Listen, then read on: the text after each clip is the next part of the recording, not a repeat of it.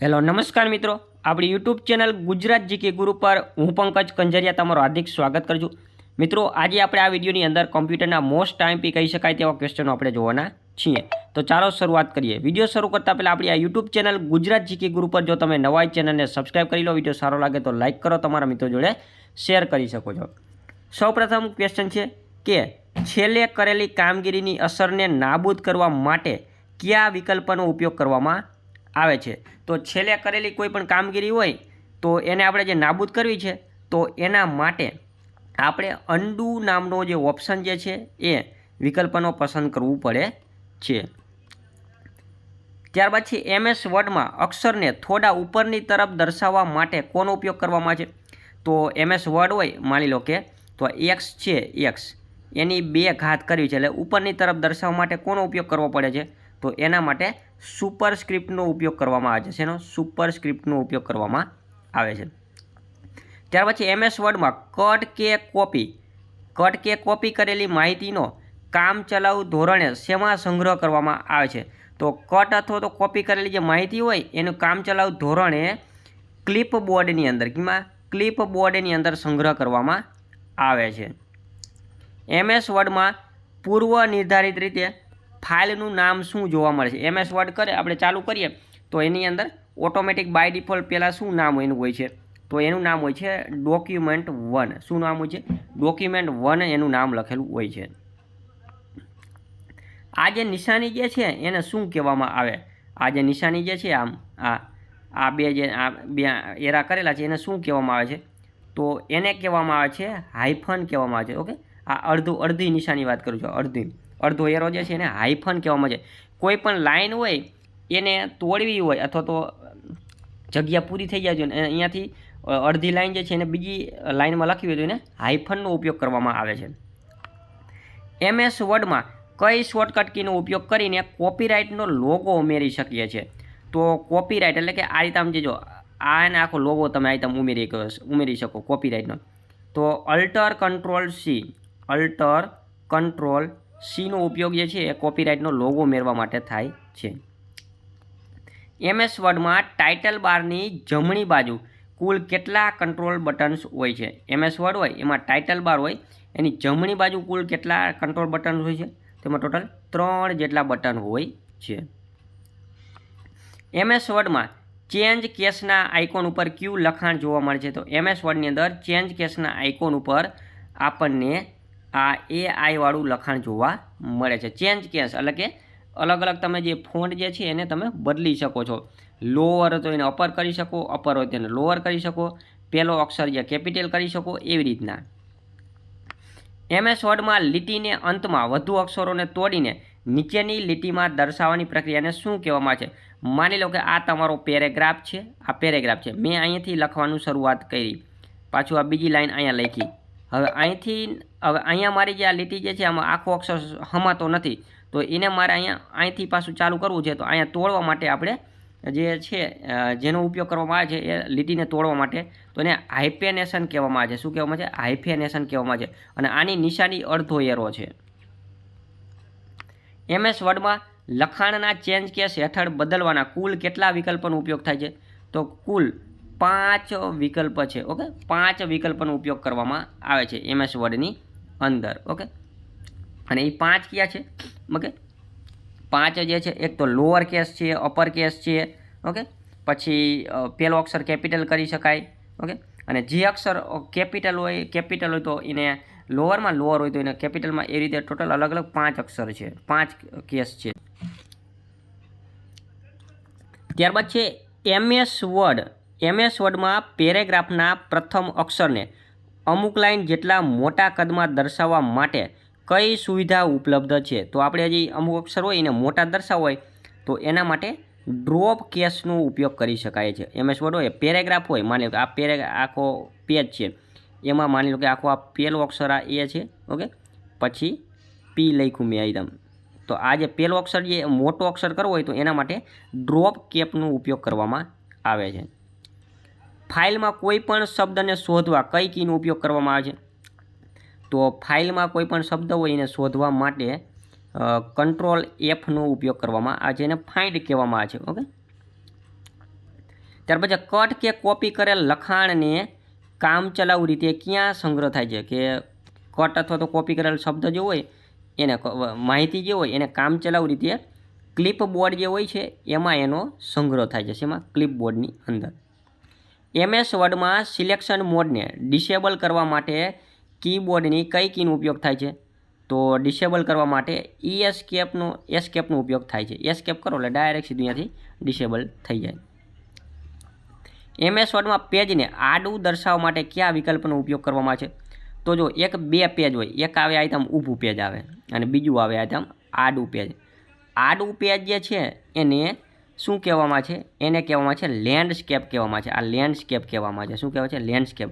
અને ઊભું હોય એને પોર્ટ્રેટ કહેવામાં છે. આ જે આડું હોય એને લેન્ડસ્કેપ કહેવામાં આવે અને ઊભું હોય એને પોર્ટ્રેટ કહેવામાં આવે છે. ઓકે, આડું કરવું હોય તો એને લેન્ડસ્કેપ કહેવામાં આવે. MS વર્ડમાં પેજ સેટઅપના માર્જિન હેઠળનો કયો વિકલ્પ જોવા મળતો નથી? તો MS વર્ડની અંદર પેજ સેટઅપના માર્જિન હેઠળનો વિકલ્પ જે છે એ સેન્ટર નામનો જે વિકલ્પ, જો લેફ્ટ હોય, રાઇટ હોય ને ટોપ હોય, પરંતુ સેન્ટર અલાઇનમેન્ટ જોવા મળતું નથી. નીચેનામાંથી કઈ ટેબથી તમે MS વર્ડમાં પેજ બ્રેકઅપ સામેલ કરી શકો છો? તો પેજ બ્રેકઅપને સામેલ કરવા માટે આપણે ઇન્સર્ટ નામના ઓપ્શનમાં જવું પડે છે. MS વર્ડમાં ફકરાને ઇન્ડેન્ટ કરવા માટેની શોર્ટકટ કી છે. જે ઇન્ડેન્ટ કરવા માટેની શોર્ટકટ કી છે આપણે Ctrl+M. શું છે? Ctrl+M. ઓકે, ત્યાર પછી સેવ એજ ડાયલોગ બોક્સ ઓપન કરવાની શોર્ટકટ કી છે. જો Ctrl+S કરો એટલે ડાયરેક્ટ કોઈ પણ ફાઇલ હોય એ સેવ થઈ જાય.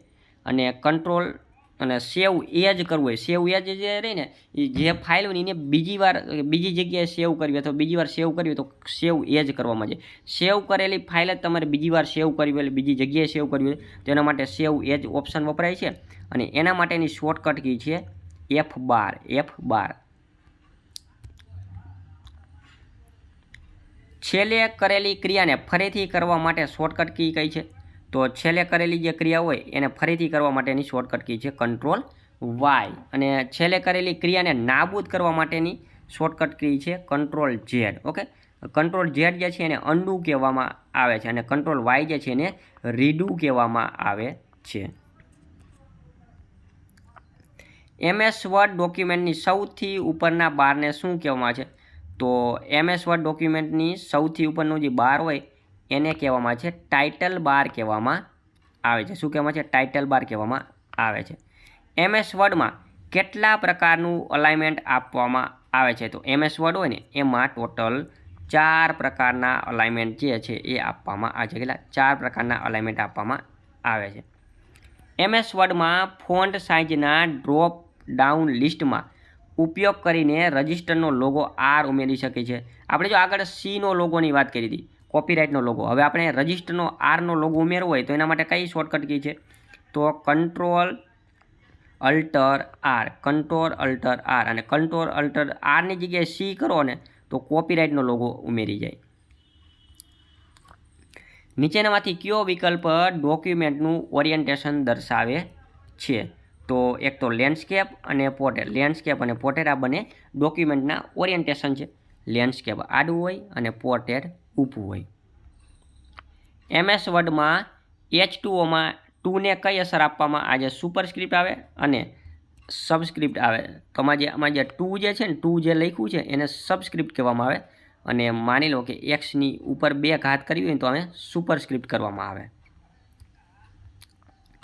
MS વર્ડમાં ફાઇલની પ્રિન્ટ લેતી વખતે બાઇન્ડિંગ સાઇડની જગ્યા છોડવા માટે કોનો ઉપયોગ કરવામાં આવે છે? તો MS વર્ડની અંદર જે તમે માનો કે ફાઇલ હોય, પેજ હોય તો એમાં આટલી જગ્યા રાખીને તમે પછી અહીંથી તમે કાંઈ લખો એટલે આટલી જગ્યા તમે ખાલી રાખવાની. તો આને કહેવામાં છે ગટર કહેવામાં છે. શું કહેવામાં છે? ગટર. કે જેના કારણે જ્યાં તમારે ગમે ત્યારે બાઇન્ડિંગ કરવું હોય, બુક બાઇન્ડિંગ કરવું હોય તો ત્યાં અક્ષર જે છે એ કપાય નહીં. MS વર્ડમાં અક્ષરને થોડા નીચેની તરફ દર્શાવવા માટે કોનો ઉપયોગ કરવામાં આવે છે? તો આખો પાછો ફરી વખત એને જ ક્વેશ્ચન આવે છે. સબસ્ક્રિપ્ટ કહેવામાં આવે છે. H2Oમાં 2 જે છે એ સબસ્ક્રિપ્ટ કહેવામાં આવે છે. MS વર્ડને શરૂ કરવા માટે રનના ડાયલોગ બોક્સમાં શું ટાઈપ કરીને એન્ટર કરી શકાય છે? તો MS વર્ડની અંદર રનના ડાયલોગ બોક્સની અંદર આપણે જે MS વર્ડ શરૂ કરવું હોય તેની અંદર વિન વર્ડ શરૂ કરવામાં આવે છે. જો પહેલાં સૌથી પહેલાં કંટ્રોલ R કરો ને એટલે એક ડાયલોગ બોક્સ ખુલે, પછી એની અંદર તમારે વિન વર્ડ લખવાનું. શું લખવાનું? વિન વર્ડ લખવાનું, એટલે તમારે ડાયરેક્ટ સીધું MS વર્ડ શરૂ થઈ જાય. MS વર્ડ ડોક્યુમેન્ટની સૌથી નીચેના બારને શું કહેવામાં છે? તો MS વર્ડ ડોક્યુમેન્ટ જે છે એની સૌથી નીચેનું જે બાર જે છે એને કહેવામાં છે સ્ટેટસ બાર કહેવામાં આવે છે. શું કહેવામાં છે? સ્ટેટસ બાર કહેવામાં આવે છે. MS વર્ડમાં સ્પેલિંગની ભૂલ ધરાવતા શબ્દની નીચેની ભાગમાં કયા રંગની વાંકી ચૂકી લીટી જોવા મળે છે? તેમાં લાલ કલરની વાંકી ચૂકી લીટી તમને જોવા મળે છે MS વર્ડમાં. ત્યારબાદ છે MS વર્ડ ફાઇલનું એક્સટેન્શન શું હોય છે? તો MS વર્ડ ફાઇલ જે હોય છે એનું એક્સટેન્શન હોય છે .doc. શું હોય છે? .doc હોય છે. MS વર્ડમાં ફોન્ટની મહત્તમ સાઇઝ કેટલી હોય? તો MS વર્ડ હોય એમાં મહત્તમ ફોન્ટની સાઇઝ 72 હોય છે અને મિનિમમ 8 હોય છે. MS વર્ડમાં કઈ શોર્ટકટ કીનો ઉપયોગ કરીને પ્રિન્ટ પ્રિવ્યૂ જોઈ શકાય છે? તો MS વર્ડમાં પ્રિન્ટ પ્રિવ્યૂ જોયું હોય આપણે તો કંટ્રોલ F2 કરવામાં છે. કંટ્રોલ F2 કરો એટલે પ્રિન્ટ પ્રિવ્યૂ જોઈ શકીએ છીએ. MS વર્ડમાં ડોક્યુમેન્ટના અંત ભાગમાં જવા માટે કઈ શોર્ટકટ કીનો ઉપયોગ કરવામાં આવે છે? તો MS વર્ડની અંદર ડોક્યુમેન્ટના અંત ભાગમાં જવું હોય તો કંટ્રોલ એન્ડ કરવામાં આવે છે. શું કરવામાં છે? કંટ્રોલ એન્ડ કરવામાં આવે છે. MS વર્ડ ફાઇલને બંધ કરવા માટે કઈ શોર્ટકટ કીનો ઉપયોગ કરવામાં છે? તો આપણે MS વર્ડ હોય એને બંધ કરવું હોય તો control W. Okay, control W કરો એટલે ડાયરેક્ટ સીધી ફાઇલ જે છે એ બંધ થઈ જતી હોય છે. MS વર્ડમાં ટાઈપિંગની ભૂલ આપમેળે સુધારવા માટે કયો વિકલ્પ ઉપયોગી બને છે? તો MS વર્ડમાં ટાઈપિંગની ભૂલને આપમેળે સુધારવા માટે ઓટો કરેક્ટ. શું છે? ઓટો કરેક્ટ જે છે એ વિકલ્પનો ઉપયોગ કરવામાં આવે છે. MS વર્ડમાં પેજને આડું દર્શાવવા માટે કયા વિકલ્પનો ઉપયોગ કરવામાં છે? તો પેજને આડું દર્શાવવું હોય તો એના માટે લેન્ડસ્કેપનો ઉપયોગ કરવામાં આવે છે. શેનો? લેન્ડસ્કેપનો ઉપયોગ કરવામાં આવે છે.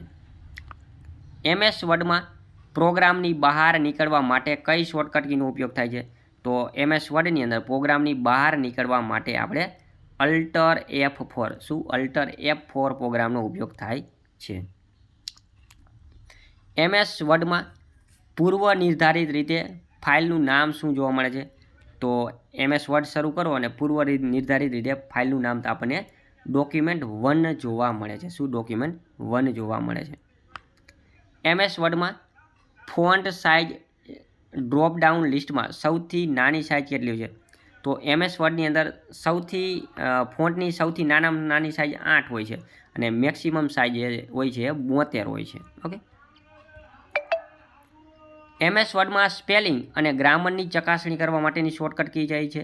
તો MS વર્ડમાં સ્પેલિંગ અને ગ્રામરની ચકાસણી કરવા માટેની શોર્ટકટ કી છે F7. શું છે? F7 થી તમે ચકાસણી કરી શકો.